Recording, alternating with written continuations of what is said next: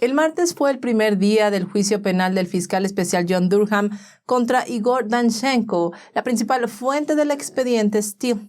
Te contaremos los detalles. Y bueno, en Pensilvania, la Corte Suprema anuló un fallo de un tribunal inferior que permitía contar las boletas por correo sin fecha. Es probable que esta decisión tenga un impacto en el resultado de las elecciones intermedias de Pensilvania. Por otro lado, los fiscales generales republicanos de Missouri y Luisiana se están preparando para pedirle a un juez que les permita deponer a los altos funcionarios del gobierno que están profundamente involucrados en la censura de los usuarios de las plataformas de las Big Tech.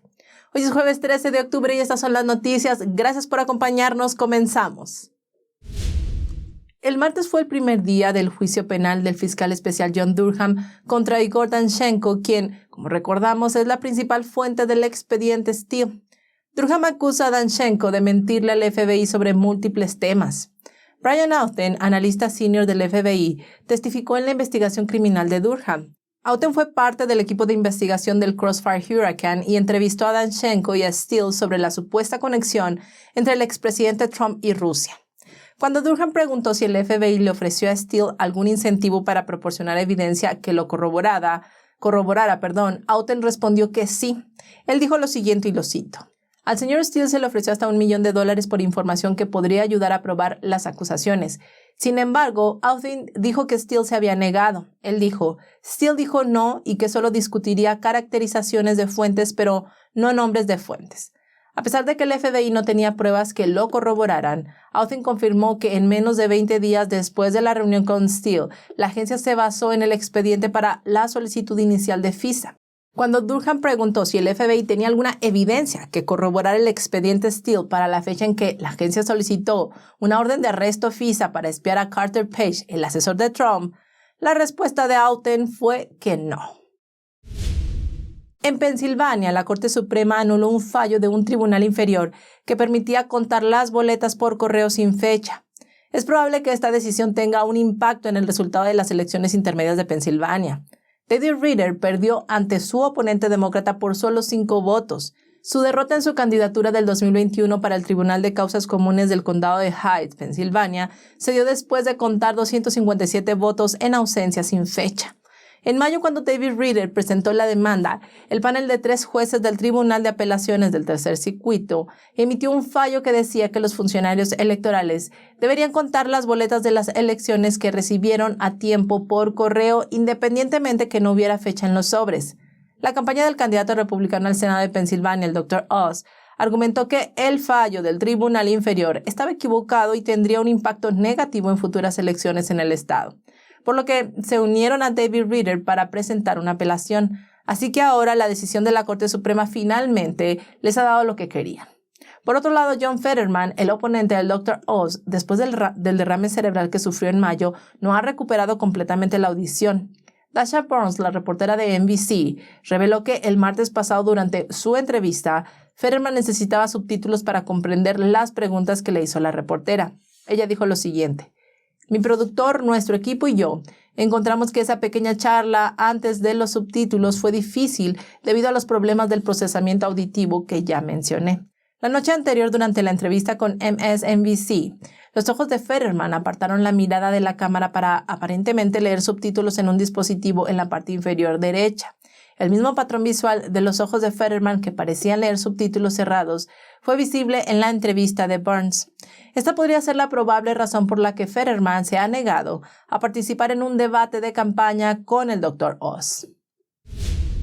Hola, te recuerdo que ya tenemos activas nuestras membresías y al unirte a nuestro canal podrás obtener muy buenos beneficios, pero además apoyar a nuestro proyecto económicamente, lo cual agradecemos infinitamente. La forma de hacerlo es súper sencilla, es clicando el botón de allá abajo que dice Join o Unirse.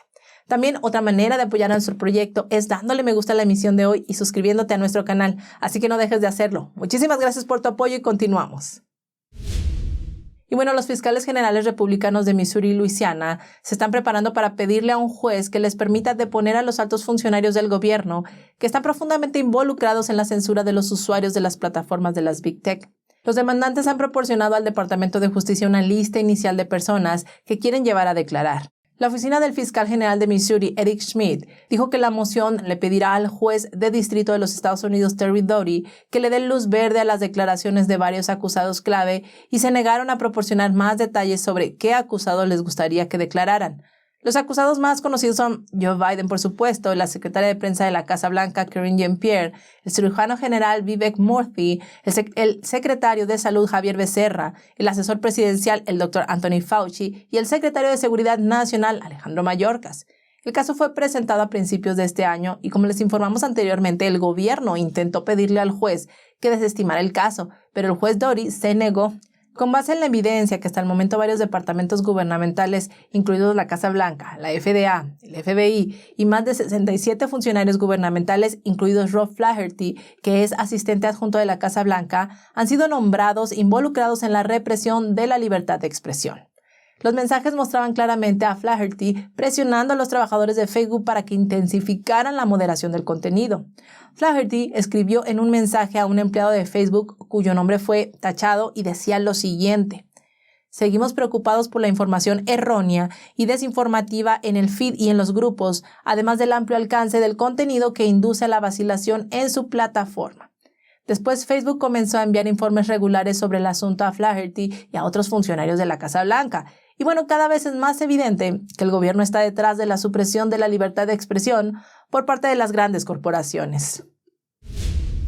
El día después del cumpleaños del presidente ruso Vladimir Putin, Ucrania hizo estallar el puente de Crimea.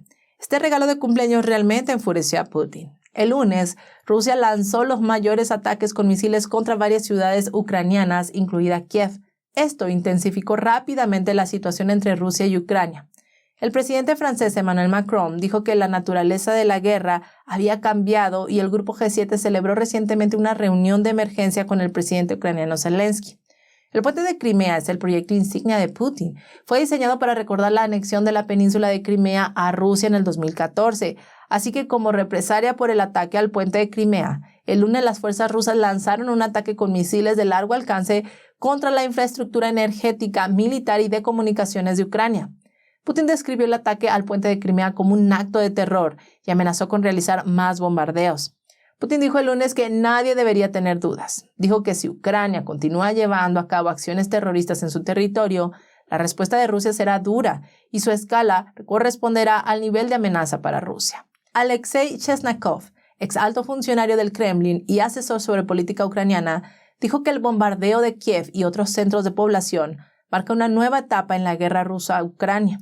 En un video advirtió sobre la posibilidad de un gran apagón. Habló anteriormente con el canciller alemán Olaf Scholz, quien preside el grupo de los 7, la G7, y también discutió la defensa aérea de Ucrania con el presidente francés Emmanuel Macron.